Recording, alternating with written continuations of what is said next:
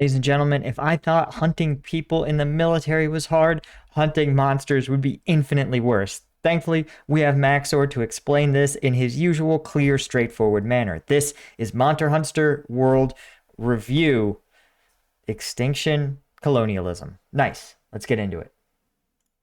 Monster Hunter The World is an action-style third-person beat-em-up, slice-em-up, carve-em-up, drink-em-up, kill them all, where you play as John World, or the Joker and his normal cat, as we find and research the world's most amazing and charismatic megafauna, so we... What on earth am I listening to right now? This is utter nonsense. Though shout out to the fact that Raiden makes a guest appearance. Okay, so are you like on a safari? Also, okay, Raiden, and over here is Senator Armstrong. Is that his friend? Is he Senator Armstrong and he's fighting Raiden? I have a lot of questions. I have more questions than answers, certainly. We can peacefully relocate them to the afterlife. Do you ever regret not being born in time to hunt Siberian mammoth? Or perhaps you're the kind of man who open carries to the zoo, waiting for the day that the chimps become excited. If so, this game could be for you. Okay, so there's actually a real-world historic precedent for some of this. Yes, truly. I'm not even screwing with you.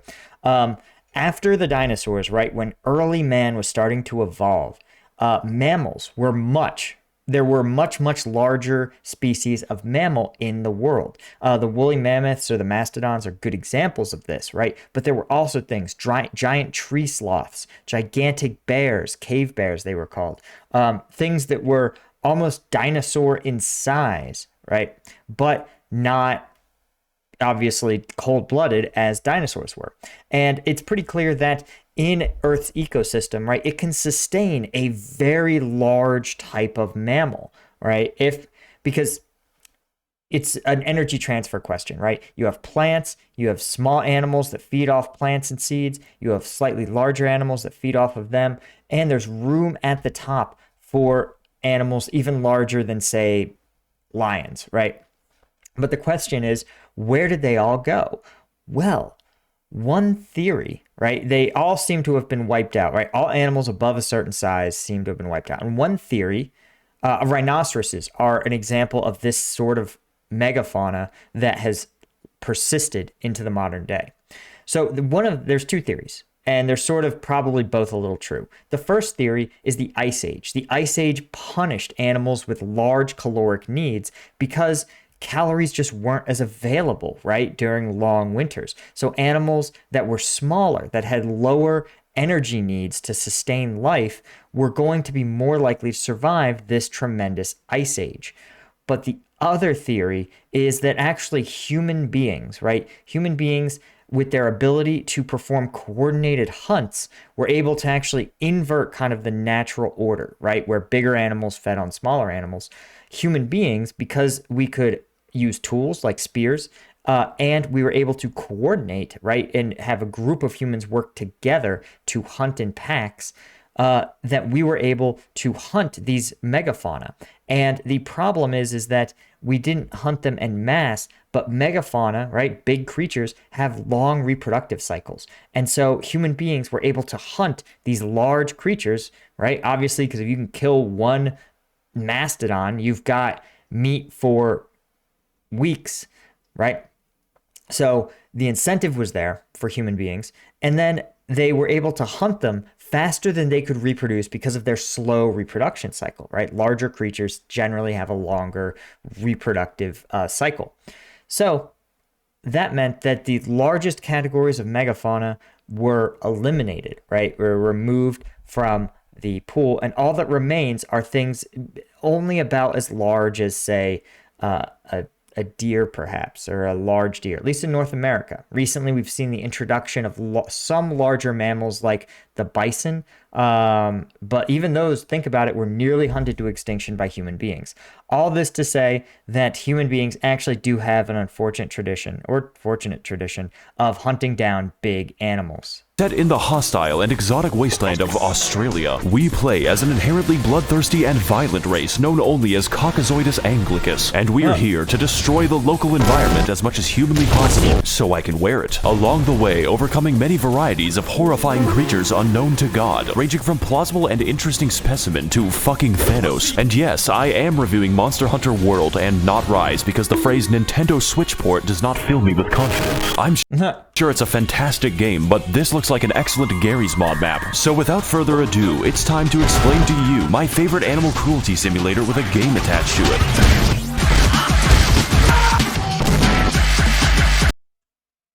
This is a level of madness that even I was unprepared for today.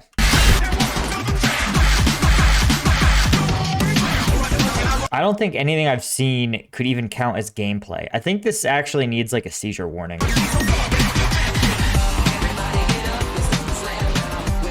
I promise to edit comprehensively from now on. He's already opening with lies. It's been so long since I've last seen my son, lost to this monster. Forced in Fistmost, Mobster Chucker is a game about options because there's a few of them. At least 3 monsters are present in the game, possibly 94, and every one of them has 2 armor sets. To hunt after these amazing beasts and where to find them, you need to get into the mindset of our distant ancestors. You see, humans are what we call persistence hunters, which means we kill by running down our prey until they beg us for death. For reference, He's actually completely right. This is exactly one of the earliest forms of hunting. To be fair, ancient humans evolved all different types of hunting, and persistent hunting is definitely one of them.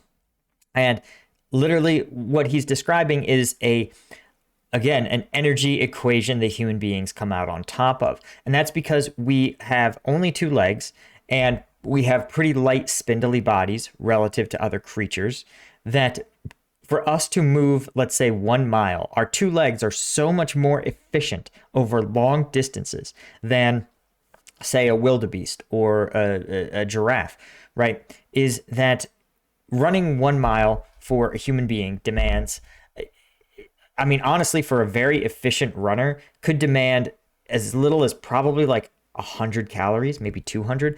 Compare that to what a giraffe would expend, let's say 500 or 600 calories. Well, multiply that, if you can run them down over, say, 20 miles, then you've expended, that giraffe has expended tens of thousands of calories, right? They're literally at exhaustion, and you keep running them down until they can't run anymore, and then you're able to literally just walk up and stab them, delivering a killing blow. It's an extremely tedious way of hunting, but it can be, if you're a good tracker, and that's the skill part of persistence hunting, is that you have to be able to track that animal wherever it goes. It's very effective in open plains and savannas and the like. Other traditional hunting methods can include actually running your prey off a cliff. If you know where there's a cliff and you have a couple of people coordinating, you can actually push it until it jumps off of a cliff in a panic. And there's obviously all the other ones you might think about: stalking and spear hunting, etc., etc. Our closest competitors in a marathon are sled dogs and a horse. Imagine for a moment that you're this big fucking turkey and it's almost time for Thanksgiving. After a long and arduous battle, you run away as far as you can, but every time you turn around, he's still there. And even worse, it's wearing your skin. This is the mentality you must adopt if you're to survive the wilds of Queensland. It's funny. He's literally describing persistence hunting exactly. Mammoth deserves to be extinct because he was weak. We arrived to this new world of possibility known as the Denny's parking lot as part of the 5th Fleet of the Research Commission, exploring and murdering this vast continent to track down the whereabouts of an ancient elder dragon. Now, as someone from a country who killed millions of people so we could grow fucking vegetables, this is offensive. So when I heard that these bitches were doing it to find a lizard, I decided I would engage in genocide of my own volition. You will not need motivation to kill in this game. It comes about naturally, just like polio. And to bring about this timely demise, we are given a choice of 14 weapons, all of them completely different from one another, like the light bowgun and the heavy bowgun and the bow. But let me tell you, if I were stranded alone on a desert island, I would probably choose the fucking gun, because the only people in this world that I trust are my 2 best friends, Smith and Wesson.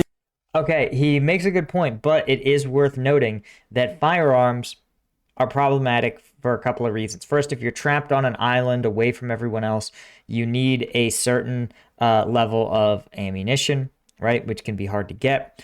And then you also need maintenance, right? You need to be able to maintain those firearms.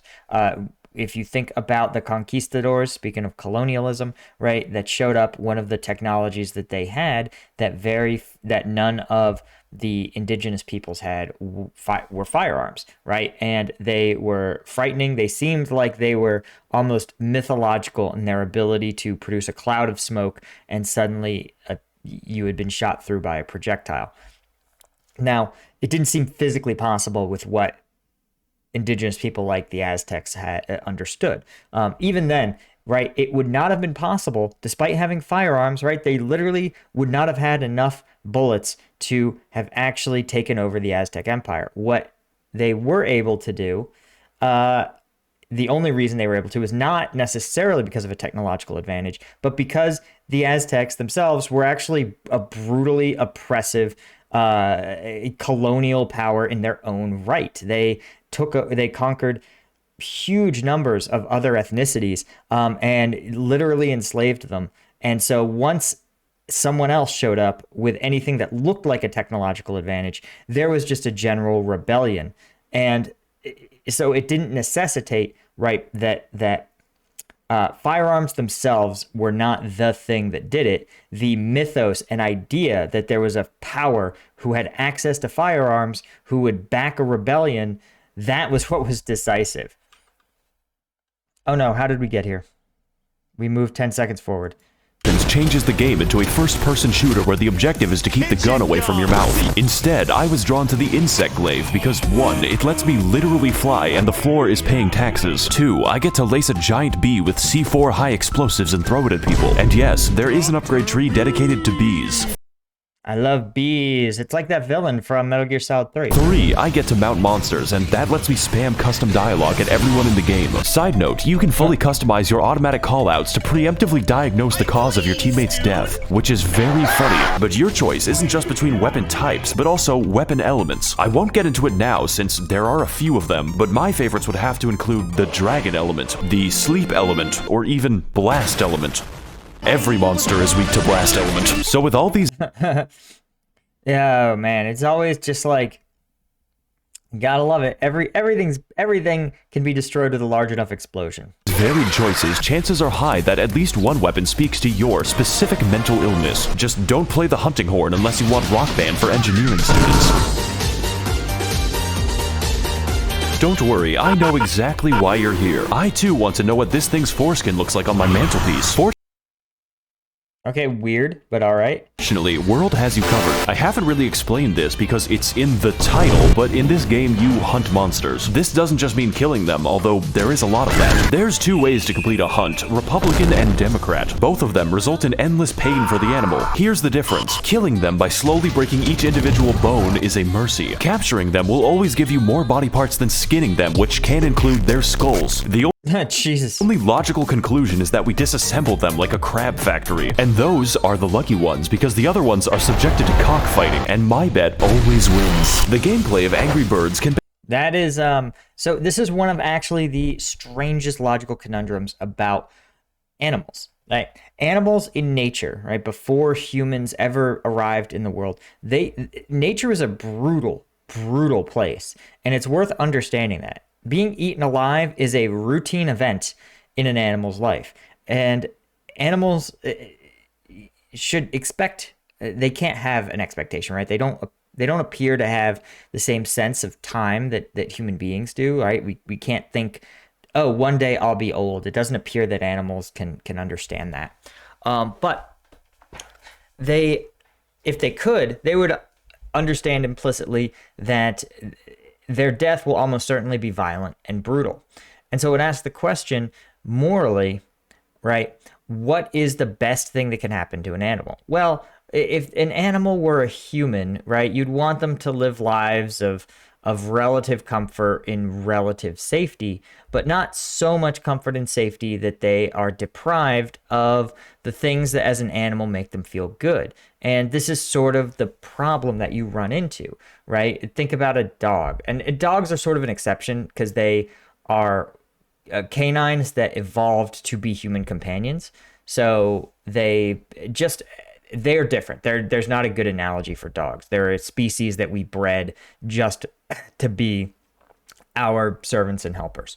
But if you looked at like a goat, that's a good example, right? So what is the least cruel thing you can do to a goat, right? And okay, a goat in nature will probably get eaten by a cheetah or something, right? And or be viciously maimed and then eaten off by a predator.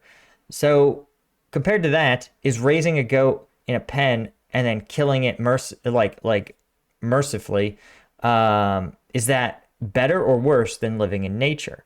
And some people argue that no, nature itself should have like be the determiner of this goat's natural life.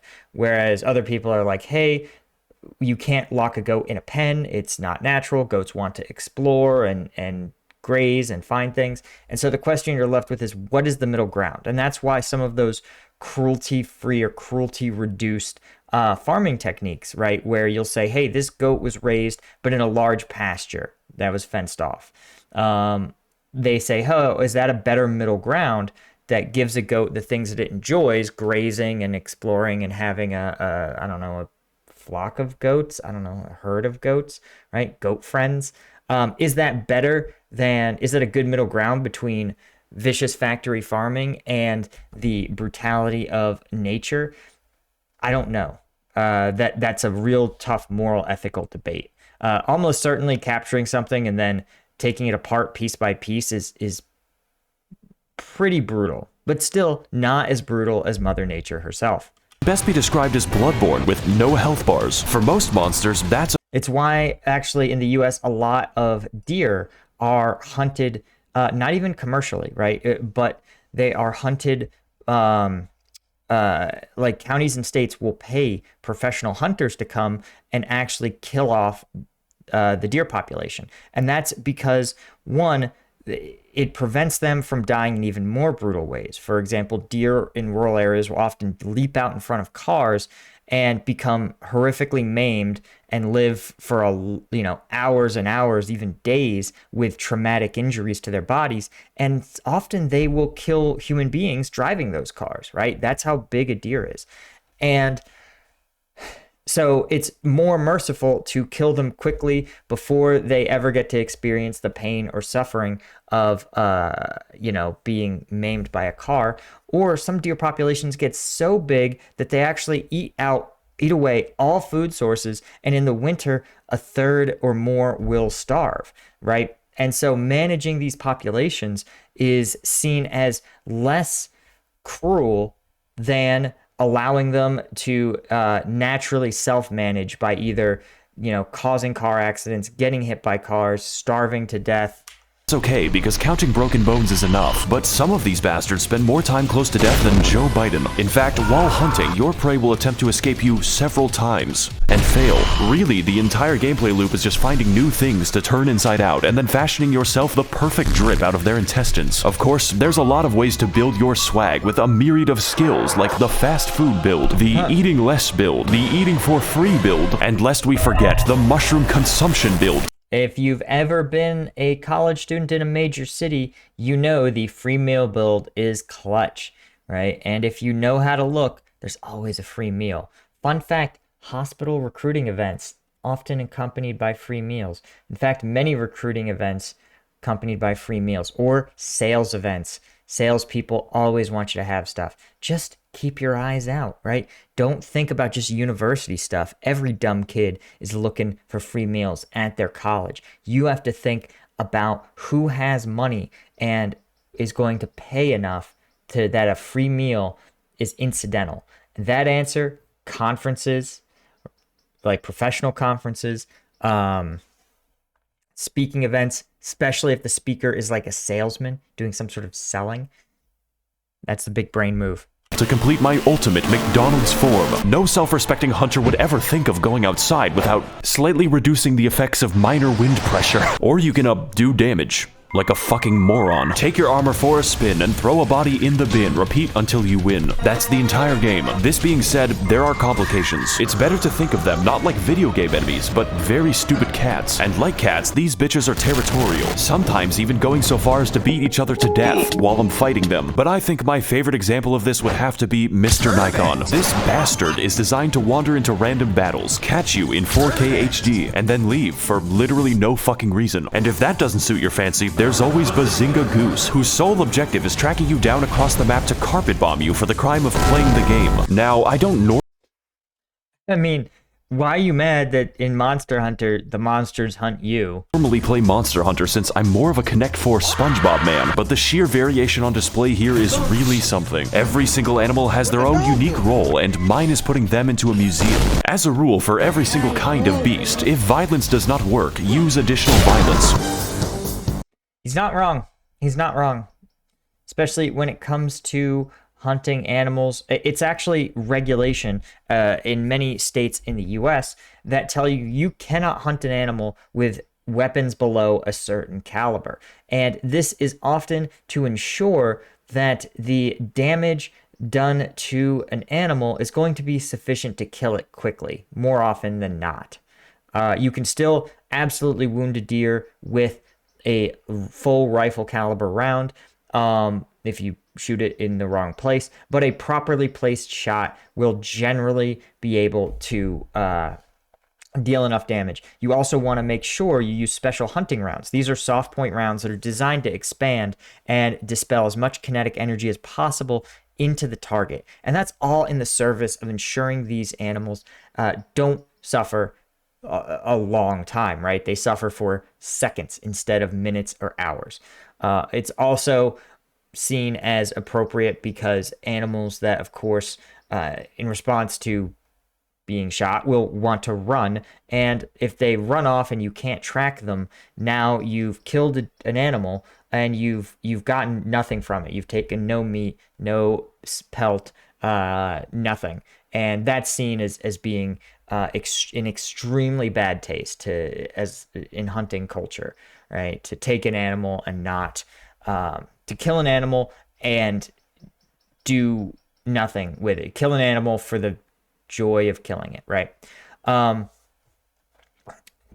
for example, you can't hunt anything with a 223 round outside of invasive species. I think like hogs, I think is the biggest they'll let you engage with that in some states.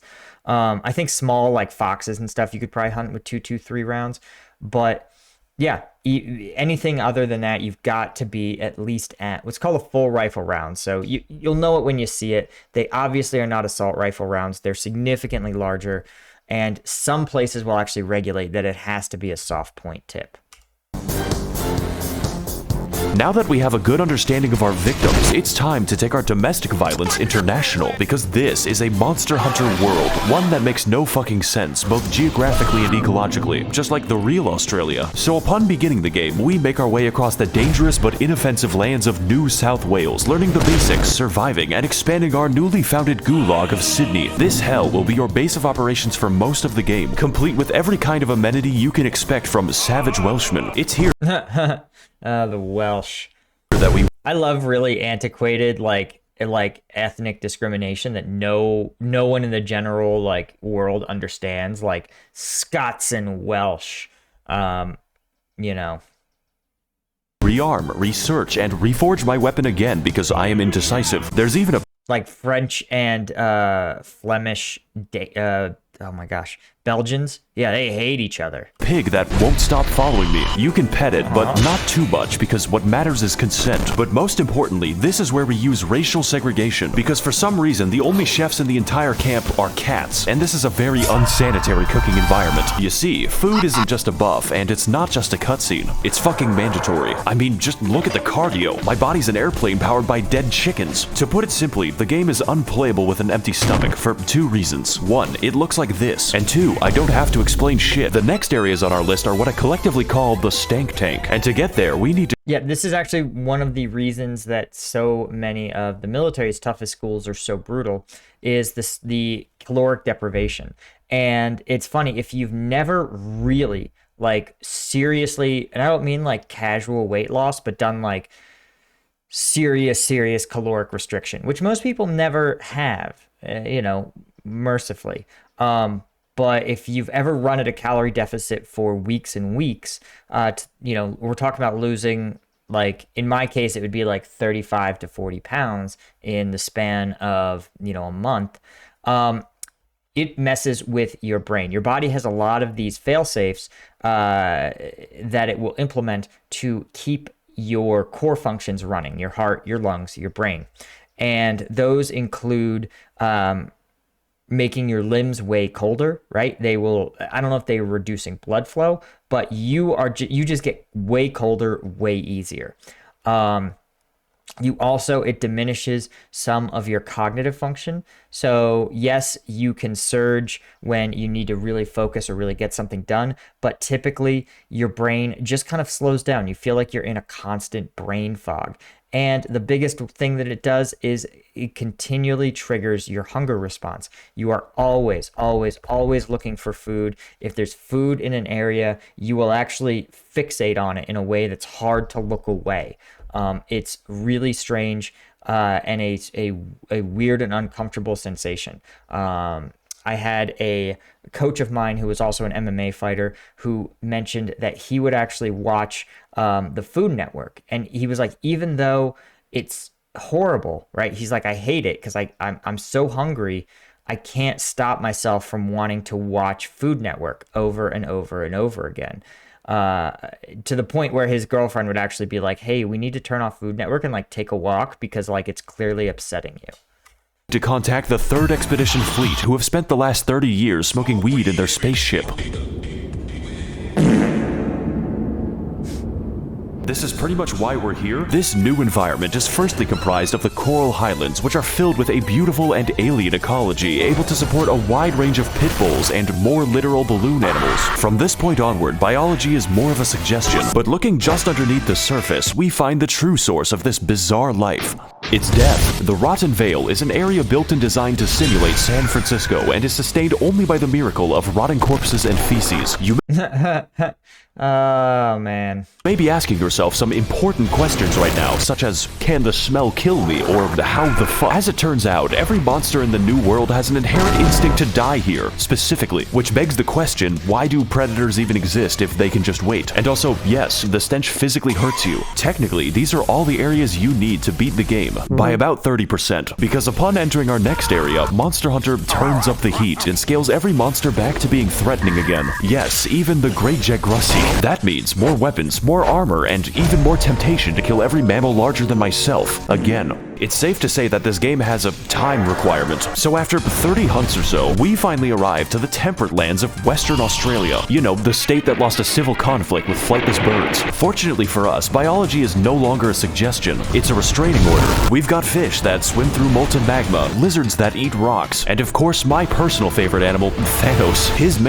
So here's the thing that I find interesting is that, we don't really know what the bounds of life are. And what I mean by that is, on planet Earth, right, it's easy for life to exist, in sort of the terrestrial life cycle, right? Sun, grow plant, plant, get eaten by bug and bird, bird, bug, and squirrel get eaten by slightly larger animals, right? And so this is just how it is, right? The sun's energy is the basis for all life.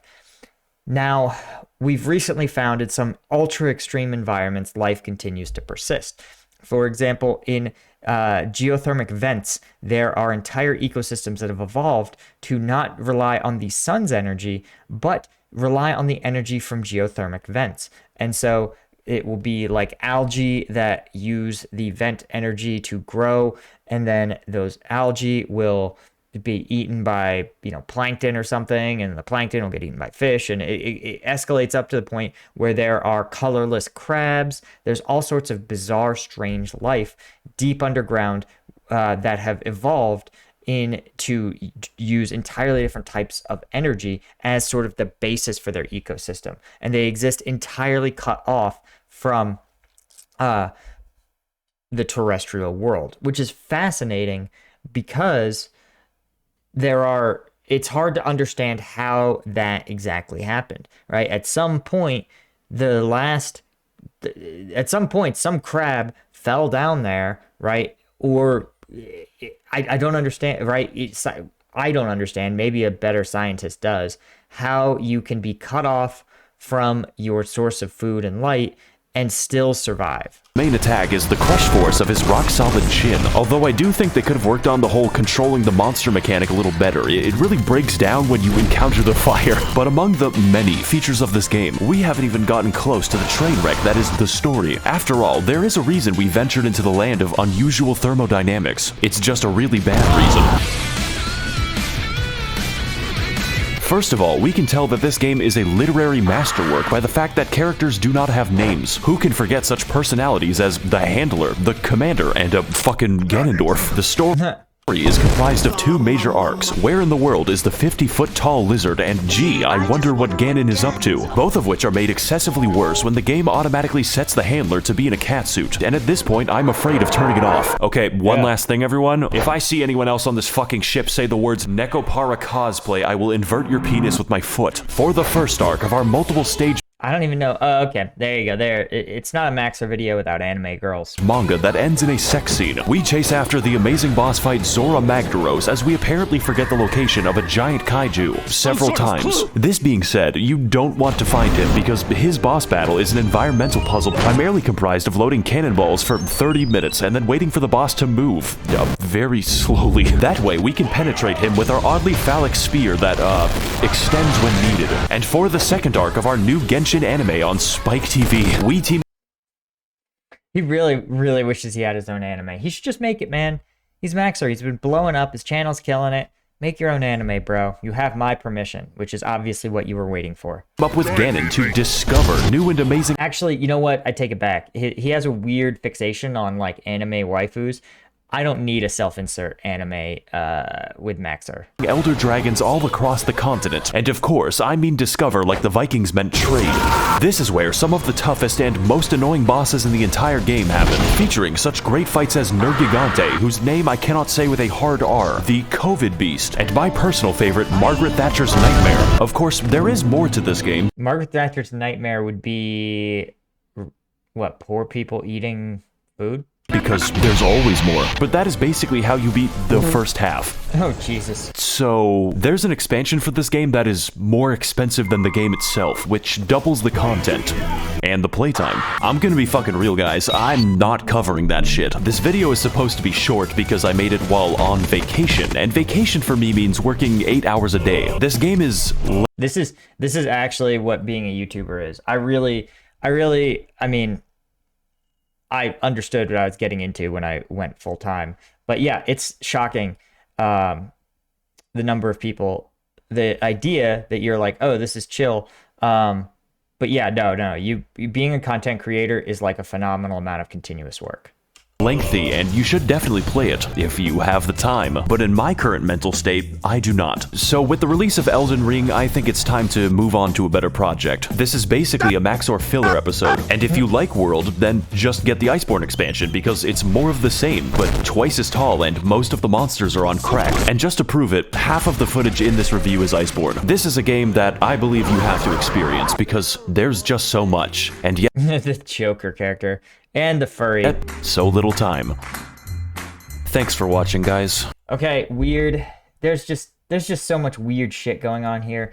Thanks so much for joining me. This was fun. Thanks to our patrons on Patreon. If you want access to exclusive content, Patreon is the place. Thanks to our Lieutenant tier patrons: Cole Foster, Command Unit, Caffeinated, Jacob Flavius, Chris, Dr. Shockhot, Porter World Time, Brendan Armitage, Helver, Astro Hunter, Z Joker. Thanks so much for watching. I'll see you guys in the next one.